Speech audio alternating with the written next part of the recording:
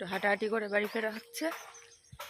একটু ভোরের আলো বোঝা যাচ্ছে না যদিও, এই যে ভোরের আলোয় একটু হেঁটে এলাম, ফ্রেশ লাগছে এবার।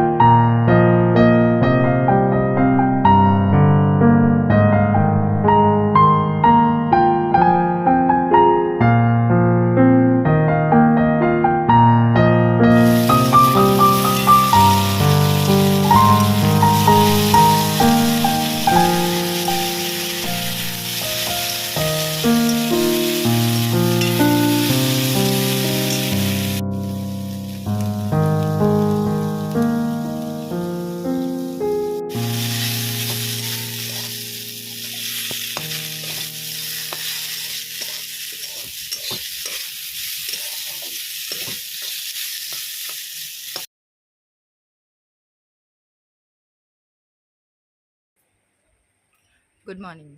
অনেকদিন কথাবার্তা বলা হয়নি, আবার একটু কথাবার্তার মোডে আসা যাক। অনেক দিন ব্লগও সেইভাবে রেগুলারলি ছাড়া হচ্ছে না, সব টেকনিক্যাল ব্যাপারগুলো সব কভার আপ করলাম, মোটামুটি একটা গুছিয়ে নেওয়া গেল।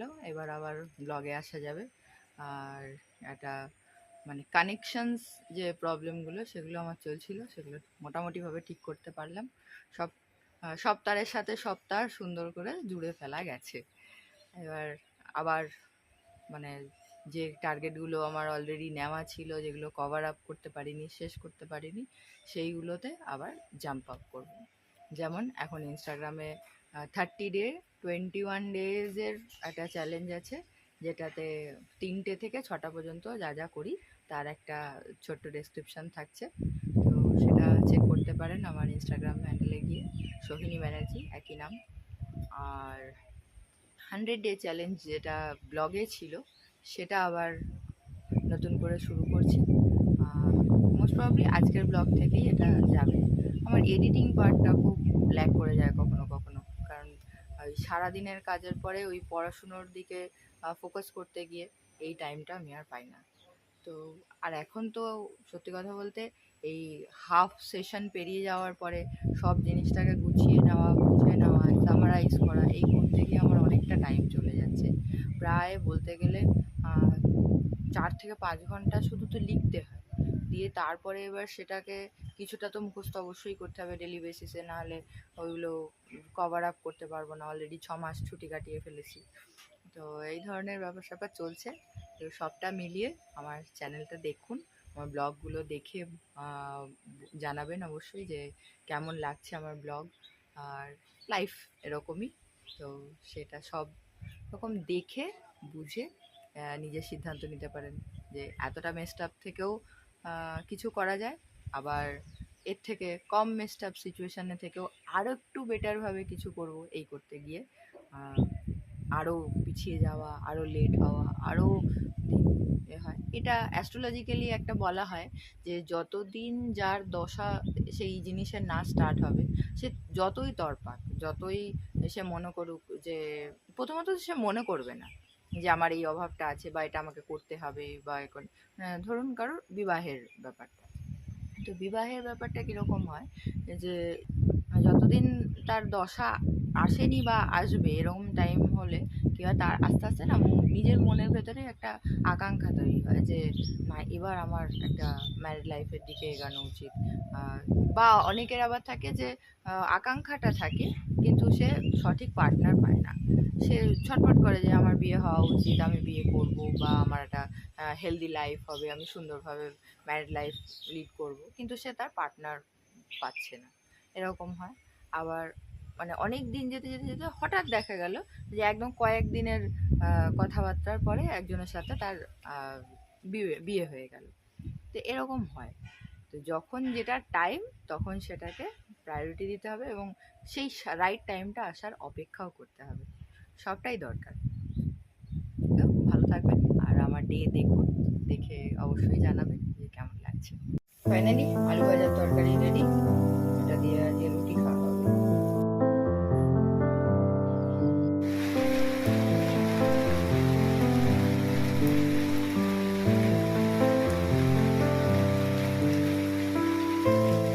দিয়ে দে।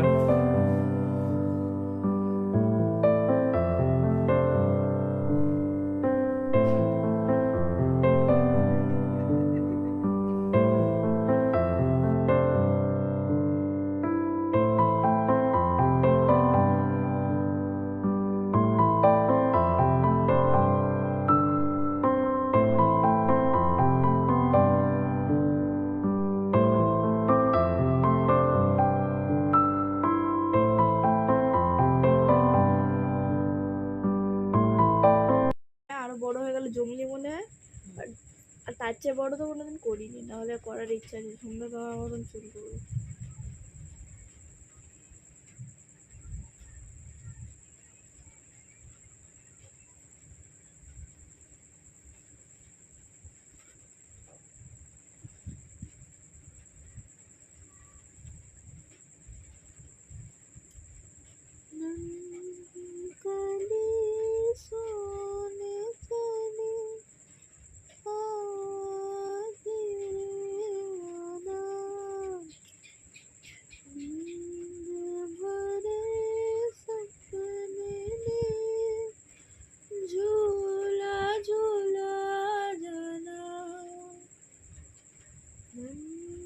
তোমার এত দম কিভাবে?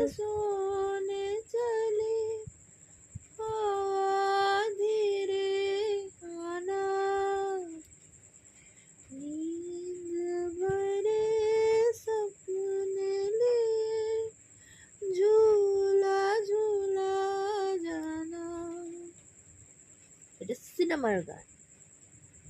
তোমার তো দম কিভাবে হয়নি, এরকম গান তুমি প্ল্যাটফর্মে গিয়ে দাও।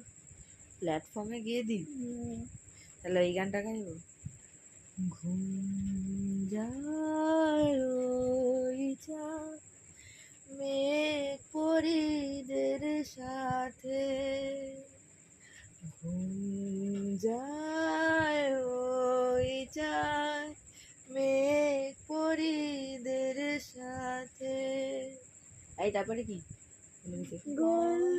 গল্প শোনার পালা এখন নিঝুম নিশি রাতে, যায় ওই চাঁদ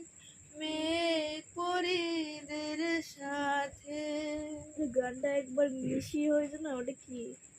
ঘুম যায় ওই চায় মেঘ পরিদের সাথে, ঘুম যায় ওই চায় মেঘ পরিদের সাথে, গল্প